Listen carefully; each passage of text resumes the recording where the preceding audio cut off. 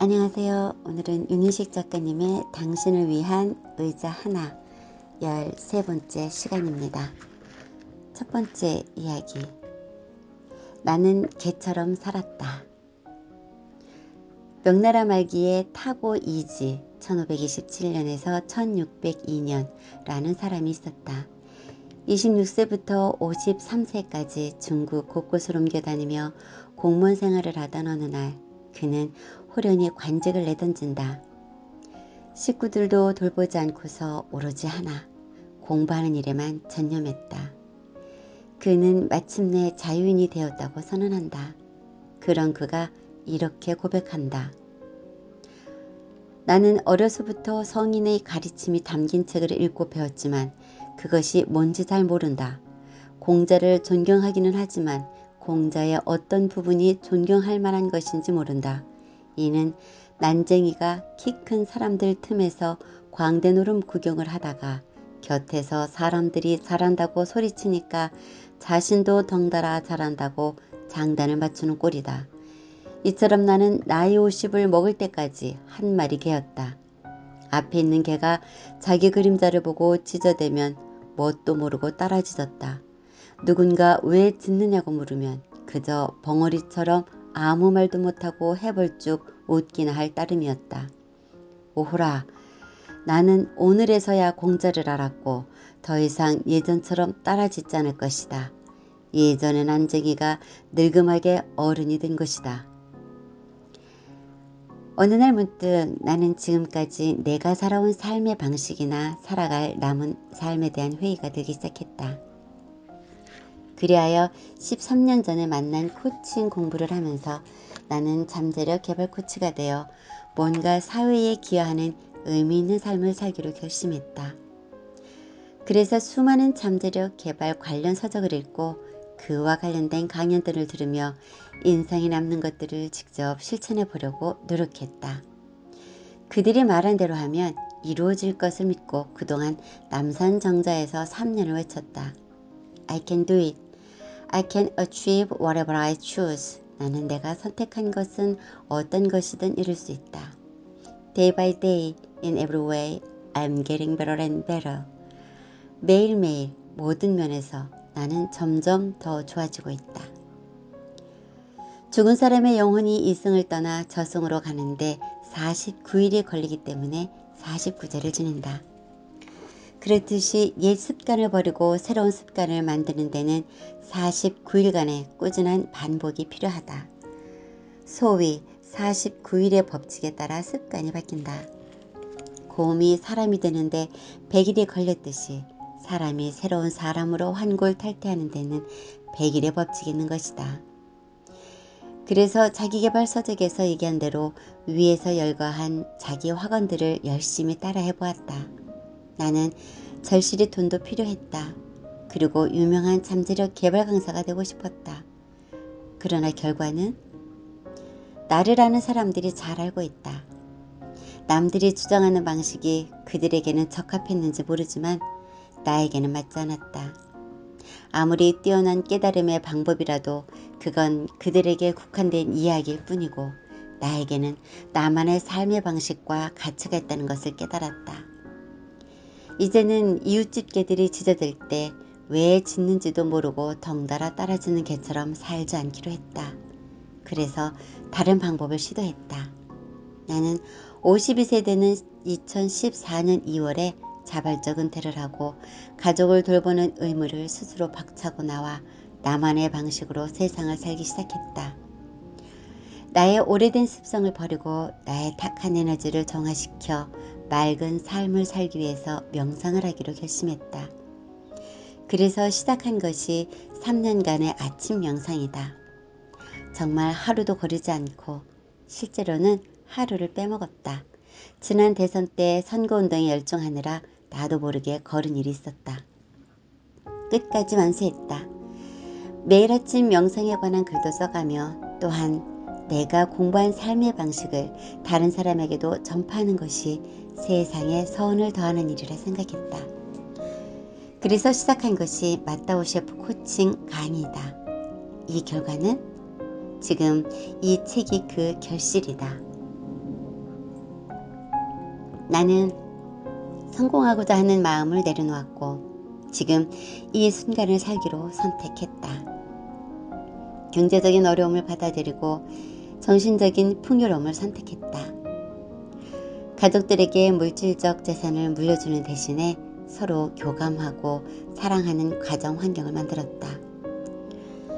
지구상에 존재하는 수십억 사람의 지문이 각각 다르듯이 그들의 기질과 개성과 적성 그리고 그들이 받은 교육 및 자라온 생활 환경 등이 다르다. 당연히 그들이 형성한 가치관과 삶의 방식은 다를 수밖에 없는 것이다. 그러니 그러한 각각의 다름을 스스로 존중하여 자신들만의 독자적인 삶의 방식을 살아가는 것이 건강한 삶의 방식이라 생각한다. 옆 사람이 행복한 이유가 나와 같을 수는 없지 않은가? 언제까지 이웃집 개가 짖는 소리에 자극받아 영문도 모르고 함께 짖어대며 살아갈 터인가? 두 번째 이야기. 부처를 만나면 부처를 죽여라. 산에 올라 아침 명상을 마치고 모처럼 일출을 본다. 거의 일주일 동안 흐리거나 비가 온 듯 싶다. 그래서 새벽 일출을 보지 못하고 태양의 존재도 인식하지 못한 채 일주일을 무심코 보낸 것이다. 오랜만에 일출을 보며 생애 처음 해외여행을 가느라 필리핀을 향해 가던 비행기에 겪은 경험이 떠오른다. 비행기가 이륙할 때 하늘에 구름이 잔뜩 끼어 있었기에 날씨가 흐렸다. 그러니 시야가 꽉 막혀 앞이 제대로 보이지 않았다. 그런 상태로 비행기가 서서히 고도를 높이며 날아가는데 어느 순간 강렬하게 빛나는 태양이 나타났다. 갑자기 암흑에서 광명으로 변한 것이다. 비행기 아래로는 구름이 잔뜩 끼어 한 치 앞도 안 보이는데 위로는 태양이 선명하게 빛나는 것을 바라보며 미처 생각하지 못했던 사실과 직면하게 되었다. 낮 동안에는 태양이 엄연히 존재하고 있음에도 불구하고 우리가 그것을 인식하지 못하는 것은 구름 때문이었다는 당연한 사실 말이다. 구름이 하늘을 가리고 있다 해서 태양이 존재하지 않는 것은 아니라는 것. 내 안에도 태양이 있다. 태양처럼 위대하고 찬란한 무한한 잠재 능력이 있다. 그러나 우리는 그 사실을 알지 못한 채 살아간다. 우리가 그걸 알아채지 못하는 이유는 무엇일까? 놀랍게도 우리가 어릴 때부터 받아들인 학습이 구름으로 작용하기 때문이다. 우리는 태어나는 순간부터 여러 가지 학습을 받기 시작한다. 처음에는 부모로부터, 그리고 그와 연관된 가족과 공동체, 나중에는 학교에서. 그런데 주로 우리가 학습한 것은 안 돼, 하지 마, 위험해, 조심해, 넌 할 수 없어, 그건 불가능해, 그건 아무나 할 수 없는 거야, 그런 건 이러이러한 조건을 갖춘 사람이나 하는 거야 등등이다. 즉 암묵적으로 부정적 신념을 강화시키는 것들이었다. 그런데 그런 학습이 다름 아닌 자식을 염려하고 사랑하는 부모의 말로부터 시작되었다. 이런 말이 있다. 우리 주변의 모든 사람이 하늘을 날고 있다면 나도 하늘을 날 수 있다. 즉 경험으로 인해 생긴 나의 신념이 나의 능력을 강화시키기도 하고 약화시키기도 한다. 믿음은 들음에서 생겨난다. 우리에게는 원래 헤엄치는 능력을 선천적으로 내재돼 있었다. 그런데 우리가 물가에 가까이 가는 순간 위험해, 조심해 하는 소리와 함께 염려하고 두려워하는 부모의 표정을 보면서 아이는 헤엄치는 것은 위험하구나 라는 생각과 함께 헤엄치는 능력을 상실한다고 한다. 부모의 두려움과 염려가 아이가 원래 갖고 태어난 능력을 빼앗아버린 것에 다름 아니다.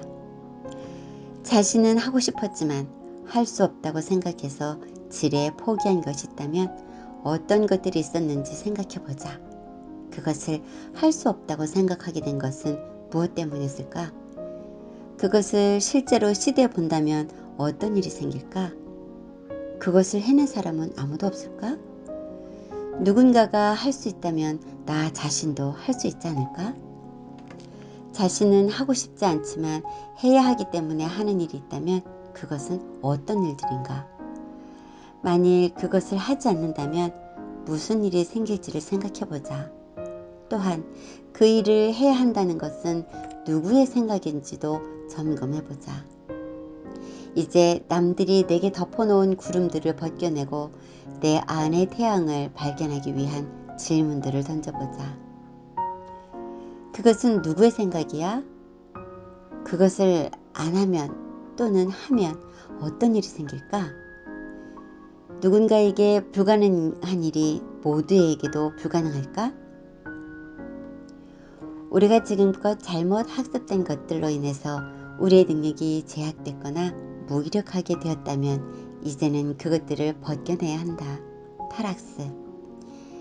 나의 능력을 가르고 있는 껍질, 부정적 신념을 깨트리기 위해 망치를 드는 것. 타락습의 출발이다. 임재선사의 말이 내겐 항상 힘이 되었다.